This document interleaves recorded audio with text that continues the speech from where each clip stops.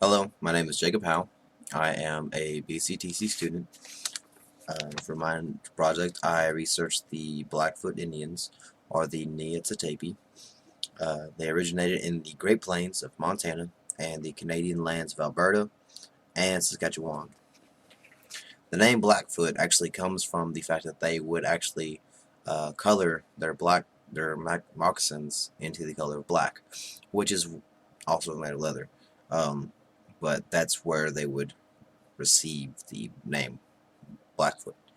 Well, um, these Indians were also considered as adventurous and war-driven after taking over a vast land of the Great Plains, and they were happy where they were at that point.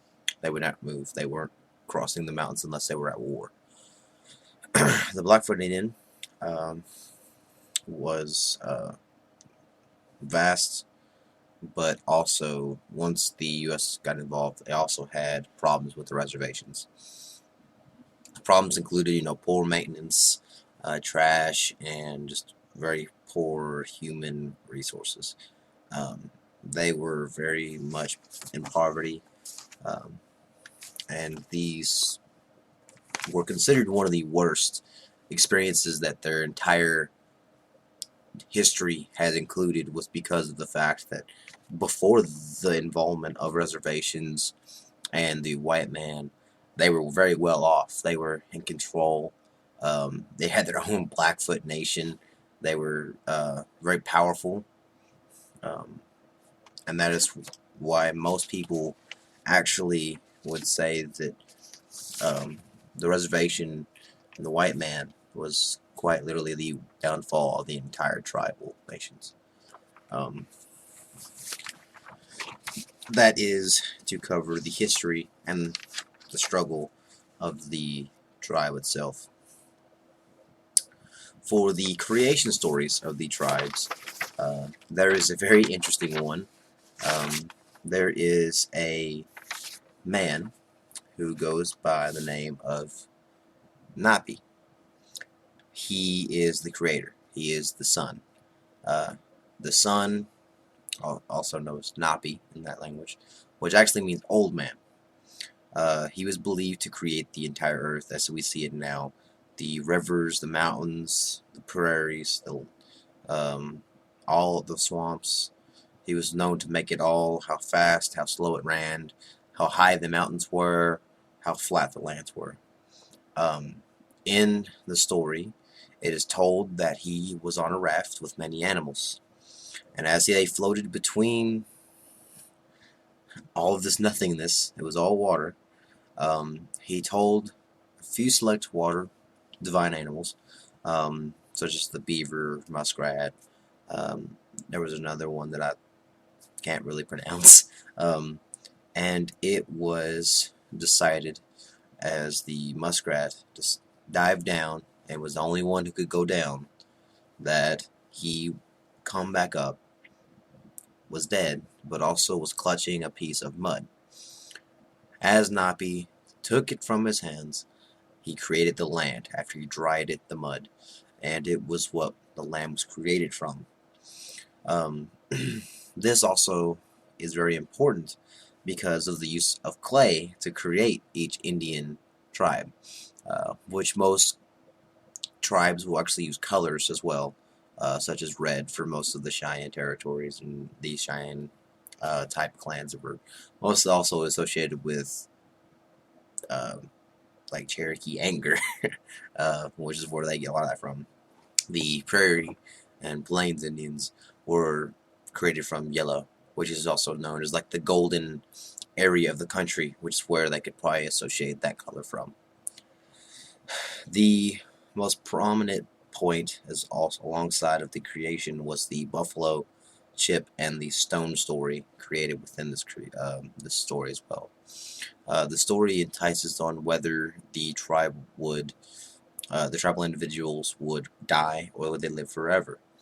Napi pulled out his buffalo chip and said, "If this floats, it will be that the tribe individuals would not die. If they do die, they would die for 4 days and come alive again. If it sinks, they will die and stay dead. As the ship floated, he said, "It is said." But the woman disagreed and says, "No. If the stone is thrown and it floats, it shall be as you said, with the dying for 4 days, and they will be back alive. But if it sinks, they are to die for those around them to remember them." Um, as she throws the stone, it sinks. Also, alongside that, ironically, a few days later, her son dies that she is made with, and she comes to him and says, "May we go back to your rule to bring him back alive?" 4 days later, he says, "No. When it is said, the rule of the land, it is said. There's no going back." And from then on, that was with the rule that they die, they die. There's no going back to remember them. Um, Alongside their creation, Napi also used his knowledge to show them how to make weapons and tools to kill the buffalo, which he had also mainly created for them to hunt and kill and to follow. Um, and that is where they would get their food from. On the side of things where it is used for their identity, as you said earlier, they would obviously wear their black moccasins to show that they are from the Blackfoot tribe. Alongside this, they was actually wearing clothing mostly made out of hide, most prominently buffalo hide, which is where the women would dry it out and they would create the cloaks from it and the clothing that they would wear. Women would wear seashells most of the time, or for their earrings. And men, the main jewelry pieces they would wear is if they were a well-established individual within the tribe, they would wear a bear paw on their necklace, and it would show that they were a very important individual within that tribe. For the tools itself and use of animals, that's actually backwards. They would use every inch of the animal and create their tools. They would use every part of the buffalo and make everything from it. They would make tools, knives, they would make clothing, food, anything that they could possibly use from that animal, they did it. For the next part, where it talks about the tribal ideas of the family, they actually follow a lot of the same typical family ideals for a lot of tribes, where the men were the hunters and the providers of the family members, and when he is to receive a kill, that he would call upon the women and they would take care of the kill. They would skin it, take care of it, carry the meat. They would, they would take care of everything. They would cook it. They would use the skins. They would make the things from the skins. They would use the bones. They would use things from the bones, tools, cooking utensils, anything they needed. They would use the bones. Sometimes they would use the tusks from some animals, and they would actually use those, and they would go on a ceremonial dresses like that for the women. For the next part, it's kind of a very underdocumented area that I have found. There's been not a lot of information given on this. There was only one site, which was nativelanguages.org, and that didn't really give me much of a background because that was only .org site I could also find that was very specific. The only information I could really gain was from a few videos talking over the grievances they had with their own government, which was actually ran by tribal leaders now, which was their officials. They were very unhappy with the use of money on the reservations. One man spoke of the fact that they were building a motel or a hotel on their land, but it wasn't being money well spent, as if while they're building a hotel, their own people were living in poverty. There was trash laying everywhere. There was a lot of human resource problems. Children were living in poverty. There was very poor um, establishment for children to learn in. The schools could be um, way better equipped per se. The kids had reading problems all around. Um, there was a lot of drug problems, mainly alcoholics from the tribes, um, and they not only hurt themselves, but the children were hurt as well. On the language, the most known language of the whole area actually was the Algonquin language, which was actually spoken by the entire Blackfoot Confederacy. Um, Within this, it's the same as if the Cherokee Nation or the whole southeast region, say a lot of the other nations, they actually had probably similar languages that they would speak to be able to communicate with their own, agreements throughout their tribes. The Blackfoot, these tribes that they had within their nation would speak the Algonquin language, which stretched all the way from Montana all the way to the Canadian areas. Um, and this was, though, because the tribe themselves would not really interact very heavily, but when they did work together, or whenever they did do their religious ceremonies, which is the sun dance to celebrate Nabi and their existence because of him, it'd be the same thing as us going to church. They would celebrate him for all that they have, and they would do so for almost 4 days. But this would mainly be the only interactions they would have. They would go through their religious beliefs, through wars, or tribal meetings for the chiefs. They were very scarce in their own gatherings themselves, but they did speak similar languages for them to communicate with. On a literature side of things, the tribes used meaningful stories to give the teachings that the elders would want the killed children to know, in order to instill certain attributes within these children, in hopes that they will be more like the people or the goodness in the stories. The story that I found very interesting was about Katawiz, which is the blood clot boy.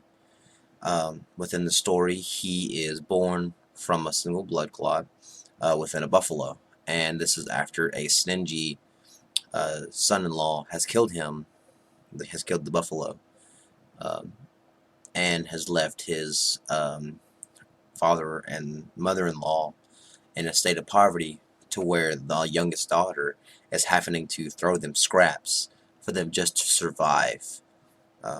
And even though that the father-in-law goes with the son-in-law every morning to hunt, they do not receive a single portion of the meat. Well, one day, the father-in-law steals the blood clot just for his wife and him to feed off of, to stay barely alive. In doing this, the mother begins to cook it, and it becomes a baby. This baby becomes known as Katawiz, which is actually the word for blood clot in the Algonquin language, which is what gives the story itself the magical origin. Because you think, blood clot boy, wow, this is weird. With this, he is known to have helped the elderly man kill a buffalo. And as the elderly man is skinning it, the son-in-law comes into him and is ready to kill him for going against him and hunting himself. And as he is almost to kill the older man, the hero named Katawiz comes in and kills the son-in-law, in turn also punishing 3 daughters that he had given to this man, in hopes that he'd become a very well stepson. Well, with these 3 daughters, the youngest, as mentioned before, was nice to her elders, and throwing them scraps, but in doing so, she was only punished less. because of the fact that she did not do anything more to help her own parents. Um, with this, he is also known for going and slaying monsters to be able to make the tribes around them better. Since he's known for killing these monsters, he is known as a hero because of the fact that he had gone out from tribe to tribe slaying these people that were wicked and these monsters who were taking from their own people.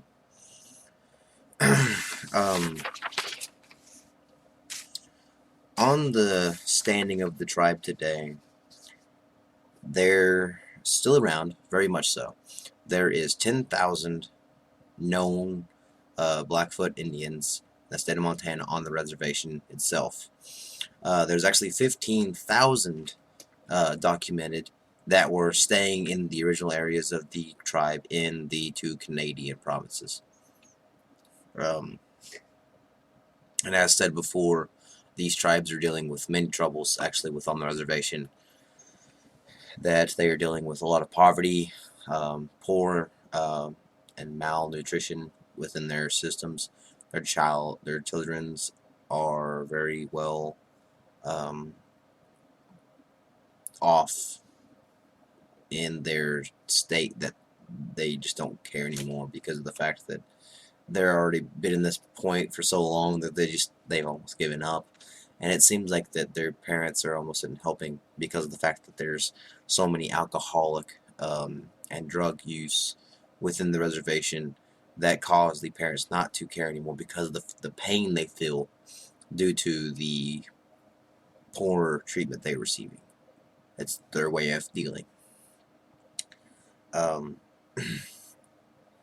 In comparison of the tribe, the culture, and their distinguishing attributes to my own attributes in my culture, it is very heavy, and it does almost enlighten you to see what happens within your own life.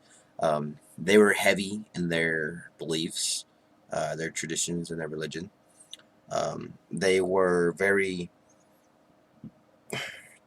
well conservated. I mean, they were extreme conservists whenever it comes to using their land to the absolute meaning. They would use every aspect, every animal that they came across, that they killed, such as the buffalo. With the buffalo, they would always make their skin into food. They would make it into tools. The intestines were used even. I mean, there was no end to what they could possibly think that they could use this for.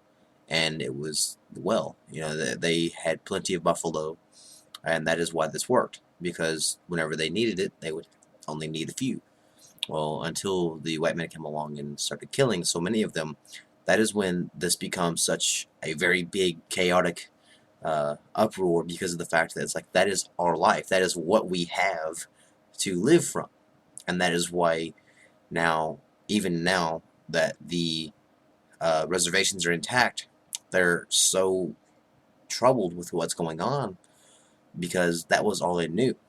That was all they knew how to do, was to use animals in the way of the land to live. And now they're introduced to living in houses and driving cars and having jobs like us, instead of hunting and fishing and using their original ways of life to live. They're in such a deep hole that they're almost never going to claw themselves out of. And there's been many speculation on how the tribe has even existed due to these problems, because like many other plains tribes, there was many fallouts. There's many tribes who've gone extinct in the sense that there's no more people to carry it on. But there's also many thriving ones like this one that tend to survive by the passion of their people, which would make sense since the tribe itself was a very war-hungry nation. With this, I will thank you for watching my presentation. A lot of my information on the literatures and the speakings of the stories of the tribes come from nativelanguage.org. There's not a real URL for YouTube videos, and if I could, I'd give them to you. But there is many of them that I use to get a lot of the information from leaders within the tribe that were actually underneath the government officials, so they were giving a recap on what's actually going on in the reservations. But I also use them as a lot of my information, and there's a lot of websites out there that are also helped confirm a lot of the words that I've used, such as nappy, and the word for Native American, the Blackfoot tribe, which is Nitsatipi or Tapi, whichever way it is said, that's kind of hard. And there's many other words, Catawese, that is very well used because of the fact they actually have a translator for you to help, and a pronunciation aid to help you see and hear the way it sounds whenever someone else is saying it. And there's also very interesting videos as well on people in YouTube who actually give lessons on their language. Thank you for watching my video, and I will enjoy reading on the comments. Alright, thank you.